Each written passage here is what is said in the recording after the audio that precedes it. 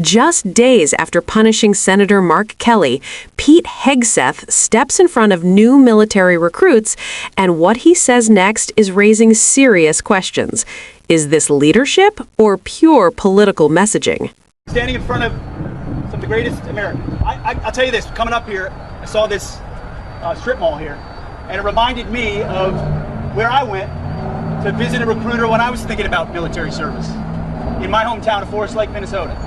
I'm not from a military family. I've not had anyone in my immediate family who served, so I went to a recruiter to get an understanding of what my options were, and then later on did ROTC.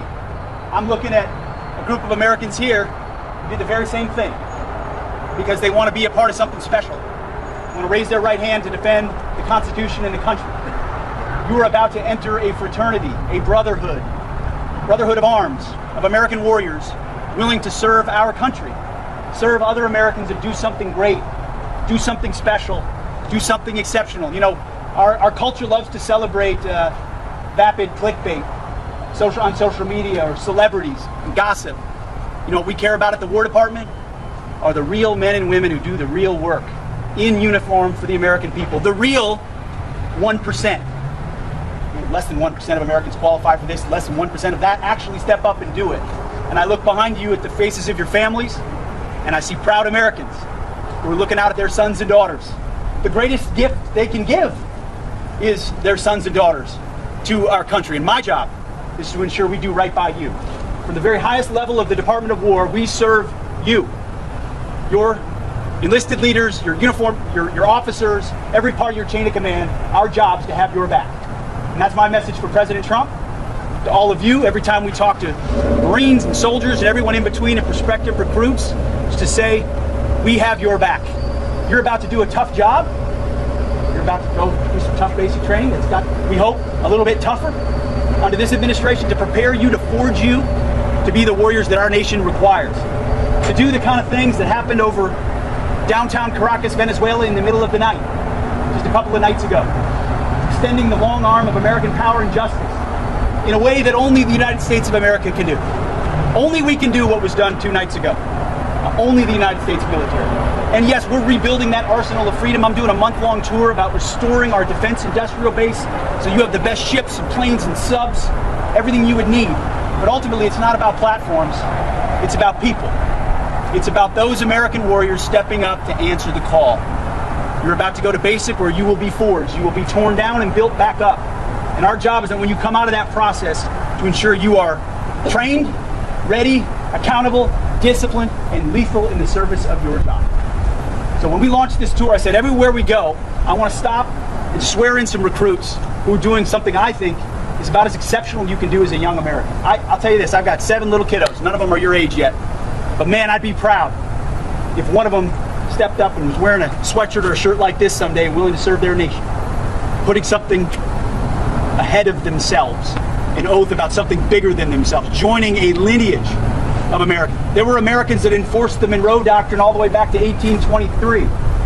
Now here we are in 2026, and President Trump is reestablishing dominance and deterrence in our own hemisphere. You will be a part of that lineage. That's pretty cool. I get chills saying it and thinking about it, and I'm grateful for all of you and what you do. And our job is to make sure we give you everything you need in service of your country. So God bless you. God bless your families that raised you right, to give you the perspective that brought you here today. And on behalf of the President, on behalf of the entire department, congratulations. Thank you very much. And I'll say what President Trump said to our warriors when he authorized that raid to capture Nicolas Maduro. He said, Godspeed and good luck. And that's my message to you today. Godspeed and good luck. I know you'll make our nation proud. I'm honored to swear all of you in today. So how about we do that? Sure. All right. Let's start with the National Guard. Over here we got 5 on the National Guard side, and then we'll do the whole group. How about that? All right. You want to stand at attention for me? Raise your right hand and repeat after me. I state your name. I, Tom Rubio, do solemnly swear. do solemnly swear That I will support and defend the Constitution of the United States. That I will support and defend the Constitution of the United States. And the Commonwealth of Virginia. And the Commonwealth of Virginia. Against all enemies, foreign and domestic. Against all enemies, foreign and domestic. That I will bear true faith and allegiance to the same. That I will bear true faith and allegiance to the same. And that I will obey the orders of the President of the United States. That I will obey the orders of the President of the United States. And the orders of the Governor of the Commonwealth of Virginia. And the orders of the Governor of the Commonwealth of Virginia. And the orders of the officers appointed over me. And the orders of the officers appointed over me. According to the law and regulations. According to the law and regulations. So help me God. So help me God. Congratulations. Give him a round of applause.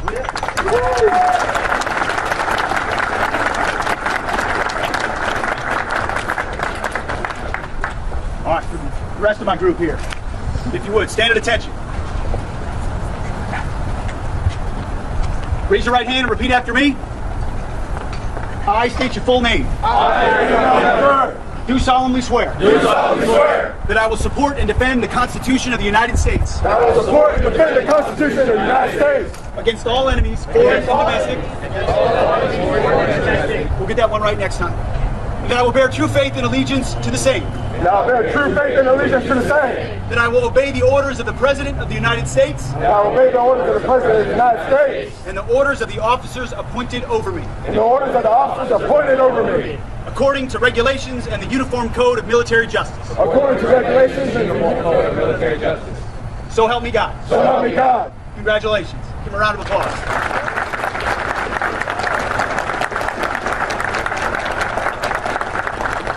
Congratulations. Thank you very much. We'll take a picture in a moment. Just one small thing that I'm always reminded of. I had printed on this card the re-enlistment oath that I used when I was deployed to re-enlist soldiers when I was a lieutenant. And I had it recreated and put on a card. Because watching those men and women re-enlist on the battlefield was one of the coolest things that I'd seen. You're in combat, you're re-enlisting for more. I want to kind of remember that right now. And then also, just a note for our friends in the press and others. Last year we had a historic recruiting year.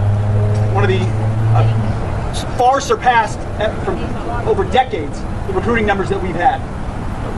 The spirit in the military is exceedingly different today than it was just a year ago, following the election of President Trump and the changes we're making at the War Department. Recruiting numbers are historic, but for this year that we're entering into already, we're surpassing last year. So we're setting new records at the War Department of historic recruitment of men and women wanting to join the ranks, and you're a part of that. So congratulations, I appreciate it. Now come on in, let's take a photo. How about that? Let's do it. Hey, relax, bring him in. How you doing? Here, take this. Keep facing the center, please. Front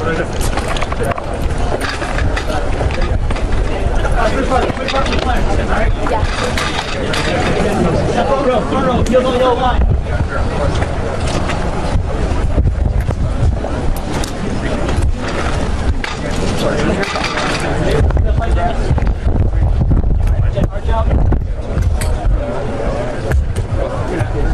Set up on that side. Not yet.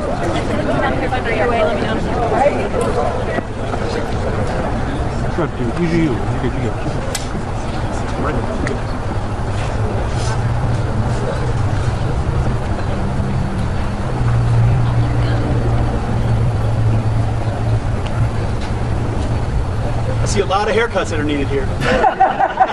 That'll come eventually, the barbershop, that's right. We good? Outstanding. All right, thank you all very much. Stop playing. Give it up. Thank you guys.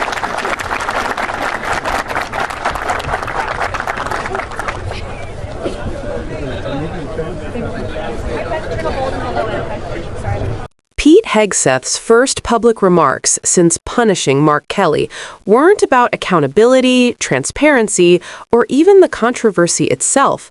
They were about optics.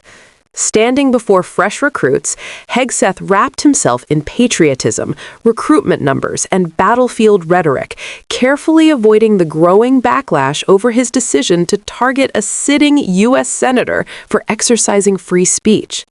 Instead of addressing concerns about civil military norms, constitutional protections, or political retaliation, he leaned into culture war language and loyalty framing. What's especially striking is the contrast. On one hand, he praises obedience, discipline, and following lawful orders. On the other, he punishes a decorated combat veteran and astronaut for reminding service members not to follow illegal orders. This wasn't just a speech, it was a message. And it wasn't aimed at Congress, it was aimed at the ranks. With repeated praise of Donald Trump, references to overseas military action, and claims of historic recruitment, Hegseth positioned himself as a political enforcer as much as a defense secretary. The question now isn't whether the military is being rebuilt, it's whether it's being politicized.